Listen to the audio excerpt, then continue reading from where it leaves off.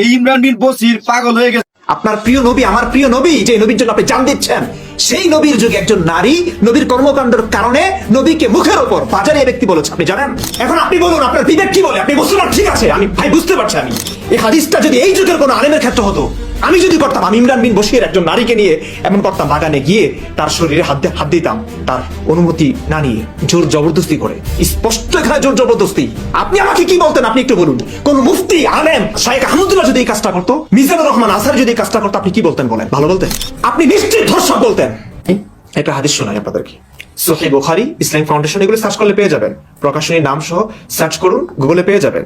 সহিহ Bukhari, Islamic foundation, 266 নং হাদিস, মুহাম্মদ ইবনে বাশার রহমতুল্লাহ আলাইহি। আচ্ছা, আনাস ইবনু মালিক রাদিয়াল্লাহু তাআলা আনহু থেকে বর্ণিত, তিনি বলেন, নবী সাল্লাল্লাহু আলাইহি ওয়াসাল্লাম তার স্ত্রীগণের কাছে দিনের বা রাতের কোন এক সময় পর্যায়ক্রমে মিলিত হতেন। তারা ছিলেন 11 জন। বর্ণনাকারী বলেন, আমি আনাস রাদিয়াল্লাহু তাআলা আনহুকে জিজ্ঞাসা করলাম, তিনি কি এত শক্তি রাখতেন? তিনি বললেন, আমরা পরস্পর বলাবলি করতাম যে তাকে 30 জনের শক্তি দেওয়া হয়েছে। সাইদ রহমতুল্লাহ আলাই, কাতাদা রহমতুল্লাহ আলাই থেকে বর্ণনা করেন, আনাস রাদিয়াল্লাহু তাআলা আনহু তাদের কাছে হাদিস বর্ণনা প্রসঙ্গে 11 জনের স্থলে 9 জন স্ত্রী কথা বলেছেন। আমি 9 জন বলি আর 11 জন বলি, দিনের বা রাতের কোন একটা সময়ে একজন নবী 11 জন স্ত্রী সঙ্গে তিনি সহবাস করতেন।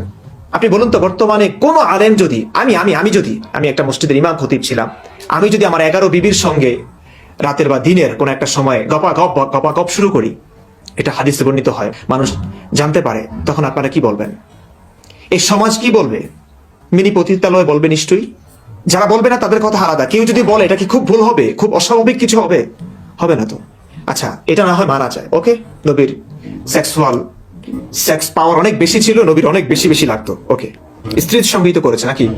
ও আচ্ছা, একটা কথা, হাদিসটাকে অনেকে ভুল বলতে পারেন, তাই না? জাল হাদিস আছে, ওকে, হাদিসের মান এখানে লেখা আছে সহিহ।